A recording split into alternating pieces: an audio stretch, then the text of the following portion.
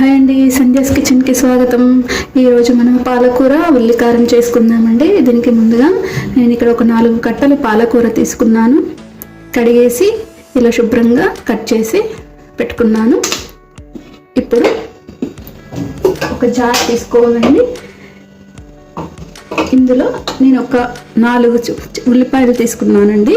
నేను కొంచెం చిన్నగా ఉన్నాయి కాబట్టి ఇక్కడ 4 తీసుకున్నాను. పెద్ద అయితే 3 సరిపోతాయి. ఇవి ఇందులో వేసుకోవాలి. వేసుకున్న తర్వాత ఇలా ఒక వెల్లుల్లి మొత్తం ఒలుచుకొని వేసుకుంటున్నానండి. తర్వాత ఇందులో తగినంత ఉప్పు వేసుకోవాలి. నేను ఇక్కడ ఒక 1/2 స్పూన్ వరకు వేస్తున్నాను ఉప్పు. అలాగే 1 స్పూను కారము. మీ రుచికి తగినంత కారం వేసుకోవాలండి. ఇలా వేసుకున్నాం కదా, ఇది గ్రైండ్ చేసుకోవాలండి. మరీ పేస్ట్గా కాకుండా కొంచెం కోర్సుగా గ్రైండ్ చేసుకోవాలి. చూడండి, ఇలా మనం గ్రైండ్ చేసుకున్నాం కదా. ఇప్పుడు మనము ప్యాన్ పెట్టేసుకున్నాము స్టవ్ పై. ఇప్పుడు మనం ప్యాన్ పెట్టేసుకొని స్టవ్ ఆఫ్ చేసుకున్నాము, ఆన్ చేసుకున్నాము. తర్వాత ఇందులో ఒక 2-3 స్పూన్ల వరకు ఆయిల్ పడుతుందండి. మనకు ఎక్కువగానే ఆయిల్ పడుతుంది.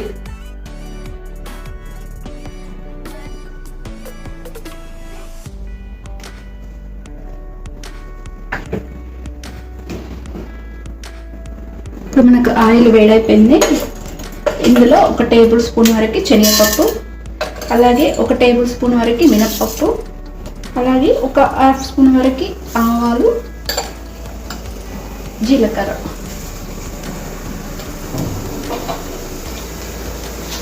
ఇప్పుడు ఒక 2-3 ఎండుమిరపకాయలు.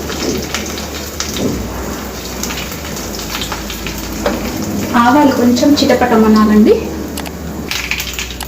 దొరగా వేగాయి కదా. అలాగే కరివేపాకు. ఇప్పుడు మనం గ్రైండ్ చేసి పెట్టుకున్న ఆనియన్ పేస్ట్ వేసుకోవాలి.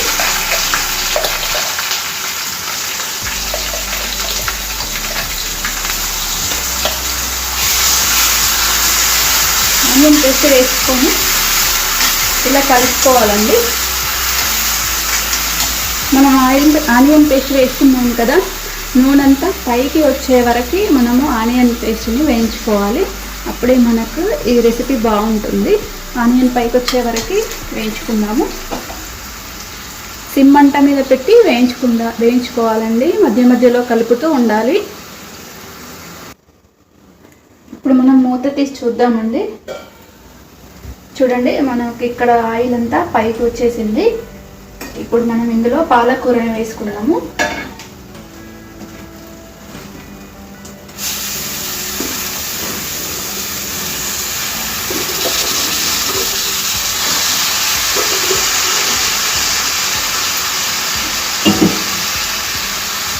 వేసిన తర్వాత ఇదంతా మంచిగా మొత్తం కలిసేలా కలుపుకోవాలి.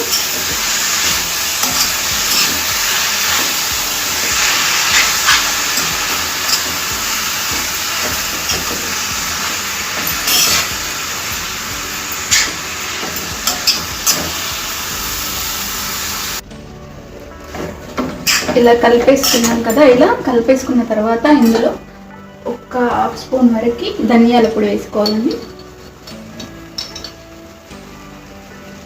ధనియా పొడి, అలాగే పసుపు వేసి ఇలా కలుపుకోవాలి. నాకు పాలకూరలో ఉప్పు ఉంటుందండి, అయినా ఉప్పు ఎక్కువ పడదు దీనికి. ఒకసారి మీరు చివరిగా అయినప్పుడు ఒకసారి ఉప్పు టేస్ట్ చూసుకోండి. ఇలా కలిపేసుకున్నాం కదా. ఇప్పుడు ఇందులో ఒక 1/2 స్పూన్ వరకు జీలకర్ర పొడి వేసి కలిపేసి మనం ఒక 5 నిమిషాల పాటు దీన్ని మగ్గించుకోవాలండి. మూత పెట్టి మీడియం ఫ్లేమ్ మీద పెట్టి ఒక 5 మినిట్స్ ఉడికించుకుందాం. ఇప్పుడు మూత తీసి చూసుకుందామండి. మనం ఒక 5 మినిట్స్ వేయించుకున్నాం కదా. చూడండి, మొత్తం మనకి ఇక్కడ ఆయిల్ అంతా పైకి వచ్చేసింది. మనకి ఇప్పుడు రెడీ అయినట్టే అండి. మనం స్టవ్ ఆఫ్ చేసేసుకుందాము. స్టవ్ ఆఫ్ చేసుకొని ఒక గిన్నెలోకి తీసేసుకుందాము.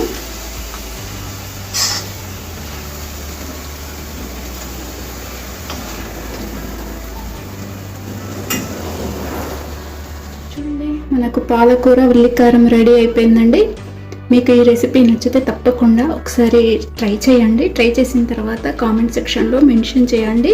అలాగే లైక్ చేయండి, షేర్ చేయండి, నా ఛానల్ని సబ్స్క్రైబ్ చేయండి. Thanks for watching.